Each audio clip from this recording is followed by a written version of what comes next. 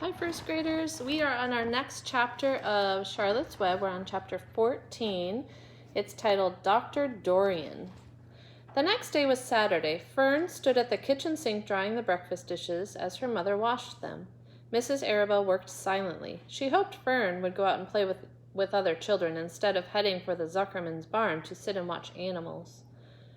Charlotte is the best storyteller I've ever heard, said Fern, poking her dish towel into a cereal bowl. Fern, said her mother sternly, you must not invent things. You know spiders don't tell stories. Spiders can't talk. Charlotte can, replied Fern. She doesn't talk very loud, but she talks. What kind of story did she tell? Asked Mrs. Arabelle. Well, began Fern, she told us about a cousin of hers who caught a fish in her web. Don't you think that's fascinating? Fern, dear, how would a fish get in a spider's web? Said Mrs. Arabelle. You know it couldn't happen. You're making this up. Oh, it happened all right, replied Fern. Charlotte never fibs. This cousin of hers built a web across a stream. One day she was hanging around on the web, and a tiny fish leaped into the air and got tangled in the web. The fish was caught by one fin, Mother. Its tail was wildly thrashing and shining in the sun. Can't you just see the web sagging dangerously under the weight of the fish? Charlotte's cousin kept slipping in, dodging out, and she was beaten mercilessly over the head by the wildly thrashing fish. Dancing in, dancing out, throwing. Fern, snapped her mother, stop it! Stop inventing these wild tales. I'm not inventing, said Fern. I'm just telling you the facts. What finally happened? Asked her mother, whose curiosity began to get the better of her. Charlotte's cousin won. She wrapped the fish up, then she ate him. When she got good and ready, spiders have to eat the same as the rest of us. Yes, I suppose they do, said Mrs. Arabelle vaguely. Charlotte has another cousin who is a balloonist. She stands on her head, lets out a lot of line, and is carried aloft on the wind. Mother, wouldn't you simply love to do that? Yes, I would, come to think of it, replied Mrs. Arabelle. But, Fern, darling, I wish you would play outdoors today instead of going to Uncle Homer's barn. Find some of your playmates and do something nice outdoors. You're spending too much time in that barn, and it isn't good for you to be alone so much. Alone, said Fern. Alone? My best friends are in the barn cellar. It is a very social place. Not at all lonely. Fern disappeared after a while, walking down the road toward Zuckerman's. Her mother dusted the sitting room. As she worked, she kept thinking about Fern.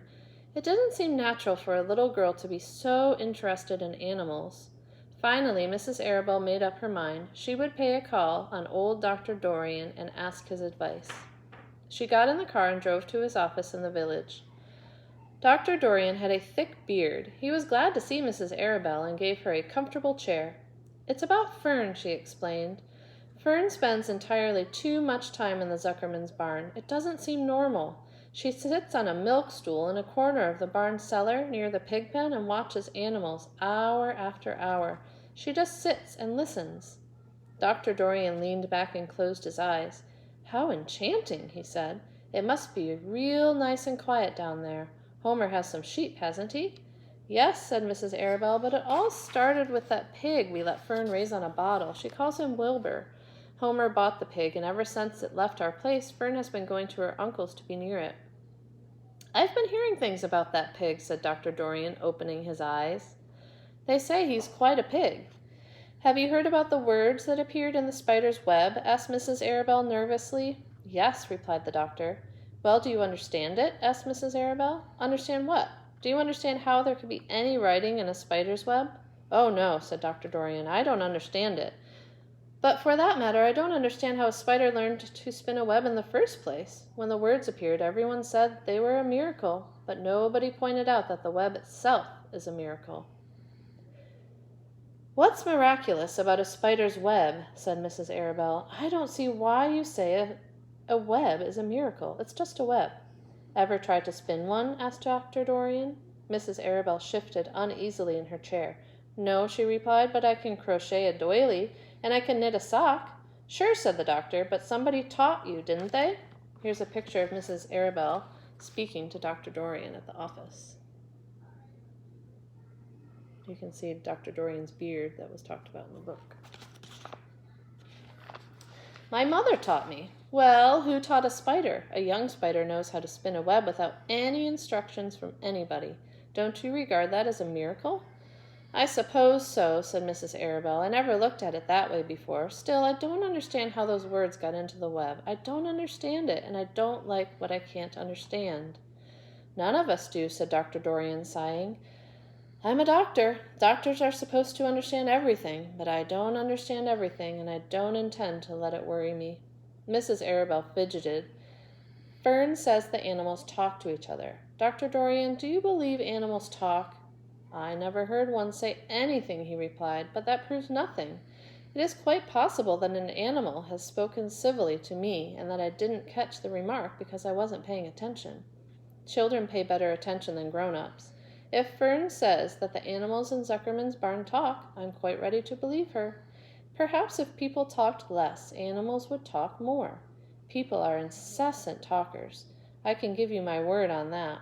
Well, I feel better about Fern, said Mrs. Arabelle.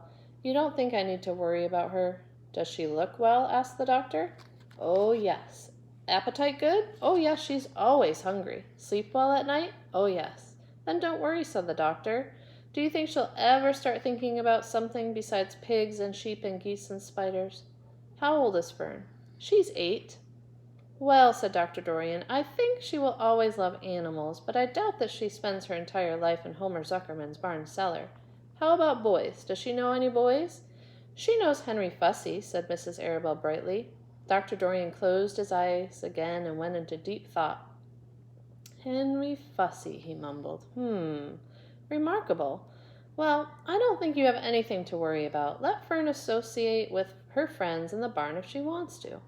I would say offhand that spiders and pigs were fully as interesting as Henry Fussy. Yet I predict that the day will come when even Henry will drop some chance remark that catches Fern's attention. It's amazing how children change from year to year. How's Avery? He asked, opening his eyes wide. Oh, Avery, chuckled Mrs. Arabelle. Avery's always fine. Of course, he gets into poison ivy and gets stung by wasps and bees and brings frogs and snakes home and breaks everything he lays his hands on. He's fine. Good, said the doctor. Mrs. Arabelle said goodbye and thanked Dr. Dorian very much for his advice. She felt greatly relieved. And that's the end of chapter 14. I hope you enjoyed it, and I will see you soon.